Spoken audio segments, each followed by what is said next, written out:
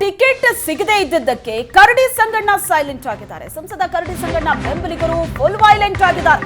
ಕೊಪ್ಪಳದಲ್ಲಿ ಕಾಂಗ್ರೆಸ್ ಸೇರಿದ ಕರಡಿ ಸಂಗಣ್ಣ ಬೆಂಬಲಿಗರು ಕೊಪ್ಪಳ ಟಿಕೆಟ್ ಸಿಕ್ಕಿಲ್ಲ ಅಂತ ಕರಡಿ ಸಂಗಣ್ಣ ಸೈಲೆಂಟ್ ಆಗಿದ್ದಾರೆ ನಿಜ. ಆದ್ರೆ ಸಂಸದ ಕರಡಿ ಸಂಗಣ್ಣ ಬೆಂಬಲಿಗರು ಮಾತ್ರ ಫುಲ್ ವೈಲೆಂಟ್ ಆಗಿದ್ದಾರೆ.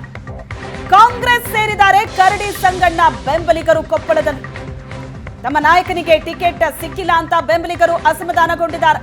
ನಾಯಕರ ಸಂಧಾನದ ಬಳಿಕ ಪ್ರಚಾರಕ್ಕೆ ಆಗಮಿಸಿದ್ರು ಕರಡಿ ಸಂಗಣ್ಣ. ಬಿಜೆಪಿ ಅಭ್ಯರ್ಥಿ ಪರ ಈವರೆಗೂ ಕಾಣಿಸಿಕೊಂಡಿರಲಿಲ್ಲ. ನಗರಸಭೆ ಸದಸ್ಯರು, ಮಾಜಿ ನಗರಾಭಿವೃದ್ಧಿ ಪ್ರಾಧಿಕಾರದ ಸದಸ್ಯರು, ಗ್ರಾಮೀಣ ಭಾಗದ ಪ್ರಮುಖ ಮುಖಂಡರು ಕಾಂಗ್ರೆಸ್ ಸೇರ್ಪಡೆ ಆಗಿದ್ದಾರೆ. ಸಂಗಣ್ಣ ಬೆಂಬಲಿಗರ ಕಾಂಗ್ರೆಸ್ ಸೇರ್ಪಡೆ ಬಿಜೆಪಿಗೆ ಬಹಳ ದೊಡ್ಡ ಶಾಕ್ ಅನ್ನ ಕೊಟ್ಟಿದೆ. ತಮ್ಮ ನಾಯಕನನ್ನ ಸರಿಯಾಗಿ ನಡೆಸ್ಕೊಳ್ತಾ ಇಲ್ಲ ಅನ್ನೋ ಬೇಸರ ಕರಡಿ ಸಂಗಣ್ಣ ಬೆಂಬಲಿಗರಿಗಿತ್ತು. ಪ್ರಚಾರ ಕಾರ್ಯದಲ್ಲಿ ಆಕ್ಟಿವ್ ಆಗಿ ಕಾಣಿಸಿಕೊಂಡಿರಲಿಲ್ಲ ಕರಡಿ ಸಂಗಣ್ಣ. ನಾಯಕರ ಸಂಧಾನದ ಬಳಿಕ ಪ್ರಚಾರಕ್ಕೇನೋ ಬಂದಿದ್ರು, ಆದರೆ ನಿರೀಕ್ಷಿತ ಪ್ರಮಾಣದಲ್ಲಿ ಆಕ್ಟಿವ್ ಆಗಿರಲಿಲ್ಲ. ಈ ಬಗ್ಗೆ ಹೆಚ್ಚಿನ ಡೀಟೇಲ್ಸ್ ಕೊಡ್ತಾರೆ ನಮ್ಮ ಪ್ರತಿನಿಧಿ ದೊಡ್ಡೇಶ್. ಕರಡಿ ಸಂಗಣ್ಣ ಸೈಲೆಂಟ್ ಆಗಿದ್ದಾರೆ, ಟಿಕೆಟ್ ಸಿಕ್ಕಿಲ್ಲ ಅಂದ್ರೂ. ಆದ್ರೆ ನಾಯಕರ ಸಂಧಾನದ ಬಳಿಕ ಪ್ರಚಾರಕ್ಕೇನೋ ಬಂದಿದ್ರು, ಆದ್ರೂ ಸಹ ಅವರು ಆಕ್ಟಿವ್ ಆದಂತೆ ಕಂಡು ಬಂದಿರಲಿಲ್ಲ. ಆದ್ರೆ ಈಗ ನೋಡಿದ್ರೆ ಅವರ ಬೆಂಬಲಿಗರು ಕಾಂಗ್ರೆಸ್ ಸೇರ್ಪಡೆ ಆಗಿದ್ದಾರೆ. ಇದು ಅಲ್ಲಿನ ಬಿಜೆಪಿಗೆ ಯಾವ ರೀತಿ ಶಾಕ್ ಕೊಟ್ಟಿದೆ, ಯಾವ ರೀತಿ ಹೊಡೆತ ಕೊಟ್ಟಿದೆ? ಖಂಡಿತವಾಗಿಯೂ ಶ್ವೇತಾ, ಏನಂತ ಹೇಳಿದ್ರೆ ಒಂದ್ ಕಡೆ ಏನು ಲೋಕಸಭಾ ಕ್ಷೇತ್ರದ ಟಿಕೆಟ್ ಸಿಗಿರ್ತಕ್ಕಂಥ ಹಿನ್ನೆಲೆಯಲ್ಲಿ ಏನು ಕರಡಿ ಸಂಗಣ್ಣ ಅವರು ಅಸಮಾಧಾನ ಆಗಿದ್ರು. ಅದಾದ ಬಳಿಕ ನಾಯಕರ ಸಂಧಾನದ ಬಳಿಕ ಅಂದ್ರೆ ಒಂದು 2-3 ಸುತ್ತಿನ ನಾಯಕರ ಸಂಧಾನದ ಬಳಿಕ ಅವರು ಪ್ರಚಾರಕ್ಕೆ ಮರಳಿದ್ರು.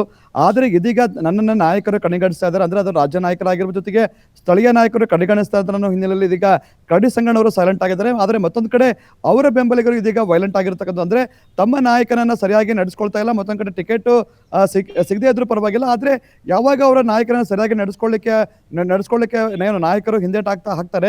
ಈ ಸಂದರ್ಭದಲ್ಲಿ ಅವರ ಬೆಂಬಲಿಗರೆಲ್ಲರೂ ಕೂಡ ಇದೀಗ ಕಾಂಗ್ರೆಸ್ ಅನ್ನ ಸೇರ್ಪಡೆ ಆಗ್ತಾ ಇದ್ದಾರೆ. ಅದರಲ್ಲಿ ಹಾಲಿ ನಗರಸಭೆ ಸದಸ್ಯರು ಕೂಡ ಸೇರ್ಕೊಂಡಿದ್ದಾರೆ. ಮತ್ತೊಂದು ಕಡೆ ಮಾಜಿ ನಗರಸಭೆ ಸದಸ್ಯರಾಗಿರ್ಬೋದು, ಮಾಜಿ ನಗರಾಭಿವೃದ್ಧಿ ಪ್ರಾಧಿಕಾರದ ಸದಸ್ಯರಾಗಿರ್ಬೋದು, ಜೊತೆಗೆ ಬೇರೆ ಬೇರೆ ಏನು ವಿವಿಧ ಘಟಕಗಳ ಪದಾಧಿಕಾರಿಗಳು ಕೂಡ ಇದೀಗ ಬಿಜೆಪಿಯನ್ನು ತೊರೆದು ಕಾಂಗ್ರೆಸ್ ಅನ್ನ ಸೇರ್ಪಡೆ ಆಗ್ತಾ ಇದ್ದಾರೆ.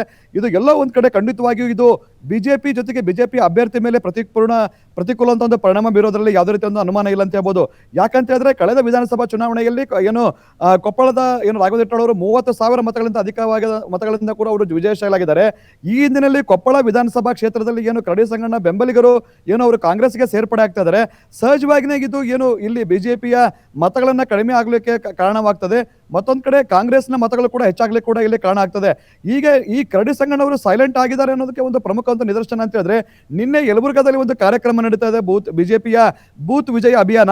ಆ ಒಂದು ಕಾರ್ಯಕ್ರಮದಲ್ಲಿ ಸಂಗಣ್ಣ ಕರಡಿ ಅವರು ಗೈರಾಗುವ ಮೂಲಕ ನನಗೆ ಇನ್ನೂ ಕೂಡ ಅಸಮಾಧಾನ ಇದೆ, ಪಕ್ಷದ ನಾಯಕರು ನನಗೆ ಯಾವುದೇ ರೀತಿಯಾದಂತ ಒಂದು ಸೂಕ್ತವಾದ ಒಂದು ಭರವಸೆಯನ್ನ ಕೊಟ್ಟಿಲ್ಲ, ಯಾವ ರೀತಿಯಾದ ಸೂಕ್ತವಾದ ಸ್ಥಾನಮಾನ ನೀಡ್ತೀವಿ ಅಂತೇಳಿ ಇಲ್ಲಿವರು ಕೂಡ ನಮಗೆ ಭರವಸೆಯನ್ನ ಕೊಟ್ಟಿಲ್ಲ ಅನ್ನೋದನ್ನ ಕರಡಿ ಸಂಗಣ್ಣವರ ಈ ಒಂದು ಯಲಬುರ್ಗಾ ಕಾರ್ಯಕ್ರಮದ ಗೈರಾಗುವ ಮೂಲಕ ಅವರದನ್ನ ತೋರಿಸಿಕೊಟ್ಟಿದ್ದಾರೆ ಅಂತ ಹೇಳ್ಬೋದು. ಮತ್ತೊಂದ್ ಕಡೆ ಸಹಜವಾಗಿಯೇ ಕರಡಿ ಸಂಗಣ್ಣವರು 2 ಅವಧಿಯಲ್ಲಿ ಅವರು ಲೋಕಸಭಾ ಸದಸ್ಯರಾಗಿರ್ತಕ್ಕಂಥ ಹಿನ್ನೆಲೆಯಲ್ಲಿ ಹೆಚ್ಚು ಬೆಂಬಲಿಗರನ್ನ ಹೊಂದಿದ್ದಾರೆ. ಆ ಎಲ್ಲಾ ಬೆಂಬಲಿಗರು ಕೂಡ ಇದೀಗ ಕಾಂಗ್ರೆಸ್ ಅನ್ನ ಸೇರ್ಪಡೆ ಆಗ್ತಕ್ಕಂಥದ್ದು ಸಹಜವಾಗಿಯೇ ಇದು ಬಿಜೆಪಿಗೆ ಬಹಳ ದೊಡ್ಡ ಹೊಡೆತವನ್ನ ಕೊಡೋದ್ರಲ್ಲಿ ಯಾವುದೇ ಅನುಮಾನ ಇಲ್ಲ ಅಂತ ಹೇಳ್ಬೋದು. ಶ್ವೇತಾ, ಎಸ್, ಥ್ಯಾಂಕ್ ಯು ನಿಮ್ಮೆಲ್ಲ ಡೀಟೇಲ್ಸ್.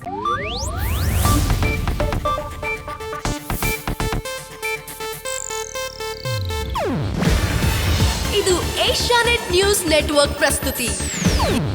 ನೀವು ನೋಡ್ತಿದ್ದೀರಾ ಏಷ್ಯಾನೆಟ್ ಸುವರ್ಣ ನ್ಯೂಸ್.